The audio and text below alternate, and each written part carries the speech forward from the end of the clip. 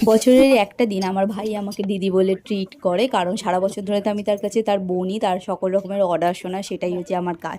আর এই বছরের এই একটা দিনই আমি দিদি হয়ে আমার ভাইকে অর্ডার দিতে পারি, আর সেটা সে শোনে। আর আমার দাদার কথা কোনো বলারই নেই, সে হচ্ছে শান্ত বালক, কোনো রকমের কোনো কিছুতেই কিছু নেই।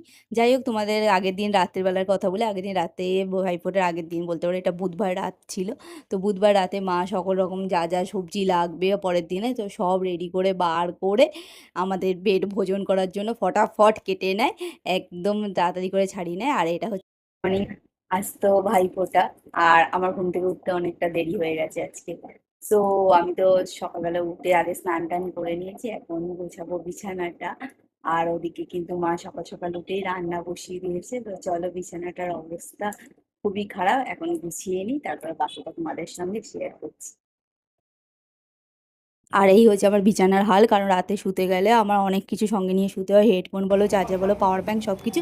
যাই হোক, বিছানাটা তাড়াতাড়ি করে গুছিয়ে নিয়েছি, গুছিয়ে নিয়ে যখন রান্নাঘরে যাই, মা দিকে অলরেডি সব কিছু স্টার্ট করে দিয়েছে, ডাল সেদ্ধ বসিয়ে দিয়েছে, ভাজাভুজি স্টার্ট করে দিয়েছে। যেহেতু আমি আগের দিন রাতে বলে রেখেছিলাম যে মা, আমি এই কী বলবো, ফুলকপির পকোড়া, কুমড়োর পকোড়াগুলো করব, তো সেই জন্য মা আমার জন্য বেসনটা গুলে রেখেছিল। তা আমি মাকে বললাম যে ঠিক আছে, আমি করছি এদিকে, তুমি অন্যগুলো করো।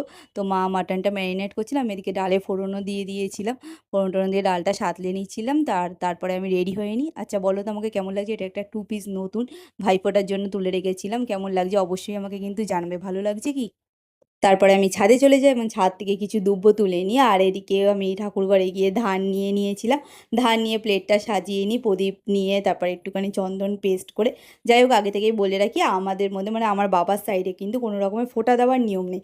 আমরা জাস্ট ওই 5 রকমের মিষ্টি দিয়ে আর মানে আশীর্বাদ এই।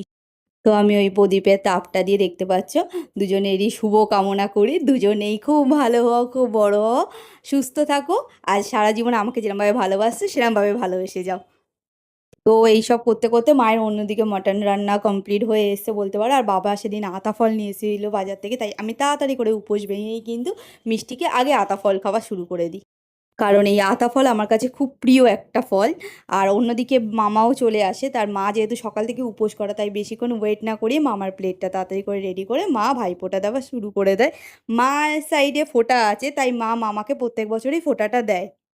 আর মা মামার কাছ থেকে সুন্দর একটা শাড়ি গিফট পায়, তারপরেই চলে আসে বোন, মানে মামার মেয়ে। ও এসে ভাই আর দাদাকে আবার ফোঁটার জন্য বসিয়ে রেডি টেডি করে দেয়, আর ও কিন্তু ফোঁটা দেয়। আমার ভাইকে দেয় না, কিন্তু মাসির ছেলে মানে আমার দাদাকে দাদাকে ফোঁটাটা দেয়। আমার ভাইয়ের যেহেতু আমাদের সাইডে নিয়ম নেই, তাই ও ফোঁটাটা নেয় না। আর এই বোন আসতেই শুরু হয়েছে মজাটা, কারণ ওর পেছনে সারাক্ষণ সবাই লাগে। আর ও কিন্তু একটুও রাগে না, ও বরং হেসে গড়াগড়ি খায়, আর ভাই বিশাল পরিমাণে ওকে রাগানোর চেষ্টা করে। যাই হোক, ও খুব সুন্দর দেখে দুটো ফটো ফ্রেম দুই ভাই মানে ভাই আর দাদার জন্য গিফটে নিয়েছিল, ওদের ফটো দেওয়া। আর ভাই তার ফার্স্ট টাইম ইনকাম দিয়ে আমাদের দুই বোনকেই বলতে পারো শাড়ি গিফট করেছে। আর দাদার গিফটটা ডিউ ছিল, কারণ দাদা এবারে প্রচুর পরিমাণে বিজি ছিল, ওই বিজির মধ্যে একদমই টাইম করে পাইনি। দেন আমরা দুই বোন মিলে আর মা মিলে খাওয়া দাওয়ার আয়োজনটা স্টার্ট করি। আর আমি যেহেতু একটু গুছিয়ে গাছিয়ে সার্ভ করতে ভালোবাসি, সেই জন্য প্রত্যেক বছর ওই দায়িত্বটা আমারই থাকে। তো এবছরে হয়েছিল ভাত, 5 রকমের ভাজা, ডাল, কাতলা মাছ আর মাটন কষা, এই দিয়ে শেষ হয়। আর লাস্টে ছিল মিষ্টি, যেটা কিনা সবাই অ্যাভয়েড করে, কেউ খেতে পছন্দ করে না। তো চলো, বাই বাই, আজ এখানেই শেষ। আর তোমাদের এই বিশেষ দিনটা কেমনভাবে কাটালে, কি কি হলো, সব কিন্তু আমার সঙ্গে শেয়ার করতে ভুলো না।